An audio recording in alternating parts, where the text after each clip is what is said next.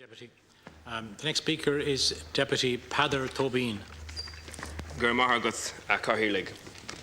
The Moriarty affair highlights a number of major problems that demand immediate resolution in this state. First of all, why did the Fine Gael Labour government of the day not prevent it happening? Secondly, how as a state can we create a fair system by which bids such as these can be evaluated in the future? How have the government parties been funded over the last number of years is also a major question that faces this state. How can we investigate the wrongdoings such as this without putting a disgusting cost onto the shoulders of the Irish citizens? And what level of real censure can we bring to bear on people who are guilty of such wrongs? With regards to the first question of how did Fine Gael and Labour allow this to happen?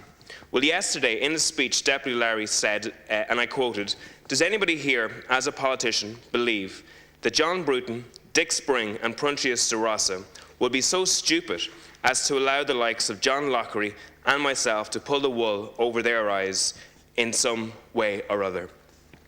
Well, the answer to that question is in the 14 years and the 2,438 pages of the report, and it implicitly says, yes, at the very least, the wool was pulled over the eyes of Fine Gael and Labour government. But the report goes further than this. Not even a month into the government's time here, the government is already entangled in allegations by an eminent tribunal judge. In addition to suggestions of unprecedented, inappropriate ministerial interference, serious questions have been asked about the flow of large funds through Fine Gael headquarters at the time when John Bruton was in charge. In relation to the $50,000 donation by ESAT and Telenor to Fine Gael, the report says it is regrettable that Fine Gael and other parties to the transaction made no disclosure to the tribunal, even though they had a substantial degree of knowledge about the clandestine circumstances involved. Why, if this money was handed back, could Fine Gael not answer to the tribunal? Is this transparency and openness in public office that we can look forward to in the next term? Given the tremendous sums of taxpayers' money that went into these tribunals, it is deeply unsettling that the now government cannot make these disclosures. Again, the statement and actions of Fine Gael are striking.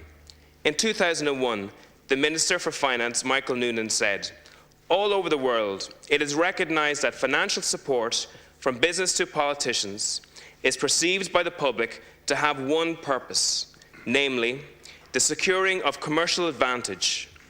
Claims that such donations are made from disinterested motives are simply not believed. As the lurid tribunal scandals play out before our eyes, one thing is clear. We cannot restore politics until the perceived link between political contributions and public policy is broken." While we can discuss Mr. Lowry individually here, we must also have recourse to the other members of the government who find themselves on the cabinet benches again. Why can't the cabinet papers of the then coalition government relating to the awarding of the mobile phone contract to ESAT be fully published in the national interest? Mr. Kenny has said that the report has exonerated Fine Gael ministers, but have the events that occurred actually exonerated ministers? It has been said that you lead by example, and the example that has been set by Fianna Fáil and Fine Gael in government has been appalling. Political reform was a buzzword of the recent election. If the new government are serious about political reform, if they are serious about openness, transparency, disclosure and bringing the political system closer to the people, now is the time to make a gesture of goodwill to the Irish people and publish all papers relating to this matter.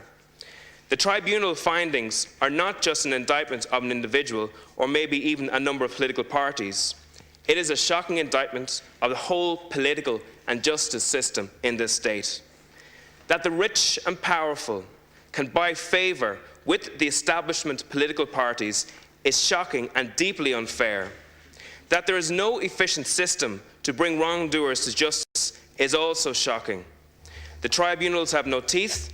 The parties embroiled are still able to remain as members of the Dáil or even compose the government.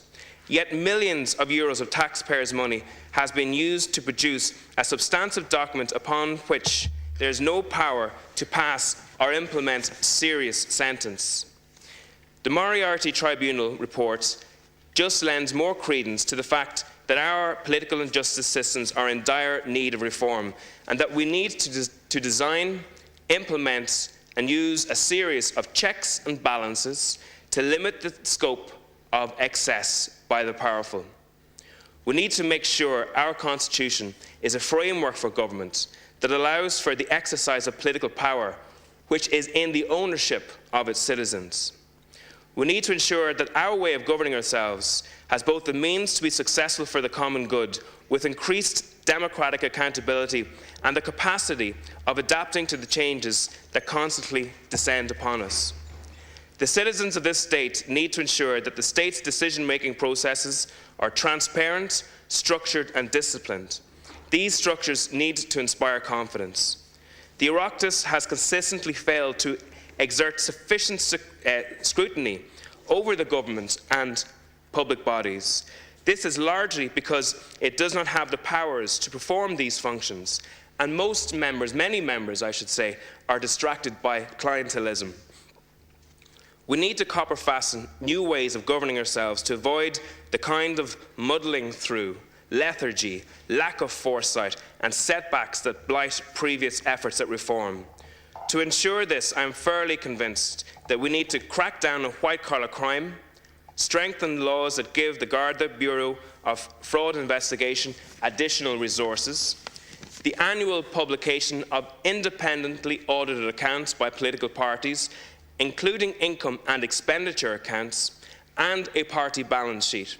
And I'd like to repeat the call made by my colleagues to this government to fully publish the list of donations that have been made to your parties. We need to reverse the dilution of the Freedom of Information Act, introduce legislation to protect whistleblowers.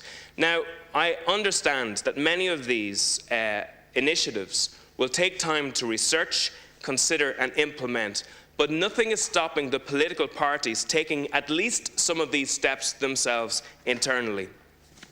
During the election, Sinn Féin said that there was a pressing need for the law to be changed to allow for the impeachment or removal of any TD from the Dáil who is involved in corruption or deliberate misuse of public money or fraud. 42 million, 14 years and over 2,000 pages later, it is seriously clear that this needs to happen as a matter of priority. And this is why Sinn Féin has put the motion before the House that Deputy Michael Lowry should be censured. At a time when Irish people are desperately in need of transparency in public life, when major political donations have been shown to adversely influence public affairs, and when the nation's reputation has been sullied by the issuing of lucrative mobile licenses, the government must now play a leading role in the political clean-up that needs to be undertaken. If the government are real about reform, they should provide us now with a timetable for that reform. 1 minute, Deputy. The reaction by the government will be a litmus test of the capacity and the will of the new government to address corruption and to instigate genuine reform. Never again can we be in a situation whereby corrupt or questionable dealings are referred to by toothless tribunals. Now, it's important to say at this point as well that to many people around the state, what was seen as the golden circle has been dealt with what people are saying is the golden circle. And it is very, very important for us not to lose sight of the cost of this golden circus, as it has been called. The tribunal so far has cost 41 million euros. Now, what can you get for 41 million euros? Well, the previous government's National Recovery Plan proposed to cut spending in a whole host of important areas. 22 million euros was cut in school capitation grants. Your time is now up. Okay, it's just I would like to conclude in this. There has been a serious reduction in funding throughout the state itself. And while we're in a situation where this money is being cut, it's very important that we remember that this money is an opportunity cost to the people of Ireland, and this money is being taken out of the pockets of the people of Ireland.